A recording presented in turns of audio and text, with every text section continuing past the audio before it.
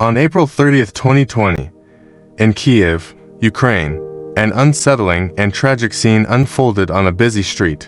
Police were called after reports came in about a woman walking toward the city center. She was carrying a bag that appeared to be soaked in blood and was holding a knife, acting in an erratic manner. Passers-by were alarmed by her strange behavior and unsure of what was happening.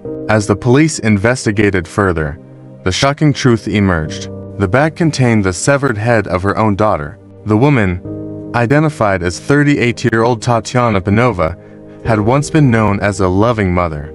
What could have led to this unimaginable tragedy? Tatiana's childhood was filled with hardship. She grew up in the small village of Poti, not far from Kiev, in a home that was in poor condition. Her parents struggled with alcohol, and Tatiana was raised alongside her two brothers and a sister. The family faced extreme poverty, and one of her brothers tragically passed away, while another was deaf and mute. Despite these challenges, the family remained in their rundown house. As Tatiana grew older, she married and had a daughter named Christina. However, her marriage ended in divorce, and she moved back into her childhood home with her father. Years later, Tatiana's father and grandmother were tragically murdered by her cousin, who was later sentenced to prison. After her father's death, Tatiana and her brother Anton continued to live in the deteriorating house. By 2020, the house was in even worse condition. Despite these challenges, Tatiana's daughter, Christina, was doing well in school and was well regarded by her teachers. Tatiana was known to be a devoted and loving mother, working multiple jobs to provide for Christina. They spent a lot of time together, often cooking and walking as a family. Tatiana was fiercely protective of her daughter and worked hard to give her a good life. However, there were some signs of change in Tatiana before the tragic events. A few months before the attack, she wrote to a friend about wanting to start fresh, even mentioning a desire to find religion. Some of her statements, including claims that her father appeared to her in dreams, seemed unusual. The day of the incident, Tatiana and Christina were seen together, and everything seemed normal.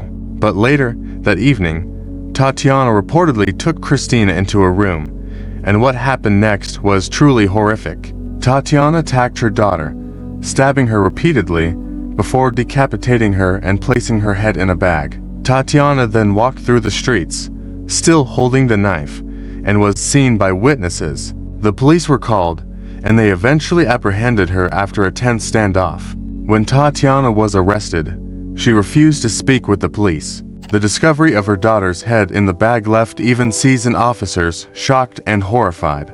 Later, it was revealed that there were no substances or alcohol in Tatiana's system at the time of the crime. Tatiana was placed in jail while awaiting trial, and during her court appearance, she denied any connection to her daughter's death. She made strange statements, claiming that she was waiting for God's judgment and refusing to listen to the judge. A psychiatric evaluation later concluded that Tatiana was suffering from a chronic mental illness, which at the time made her unable to fully understand or control her actions. As a result, she was committed to a psychiatric facility for treatment. Christina was laid to rest by her family and the community, who remembered her as a bright and well-loved young girl.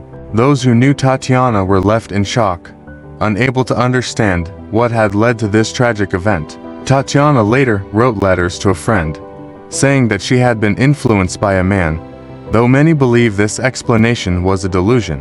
While some family members insist that Tatiana could never have harmed her daughter, the overwhelming evidence points to a psychotic episode as the cause of her actions. This is a deeply sad and tragic story, one that leaves us with many unanswered questions. Whatever the cause, the loss of a young life and the devastation of a family is something that no one should have to experience. Thank you for watching, and please take care.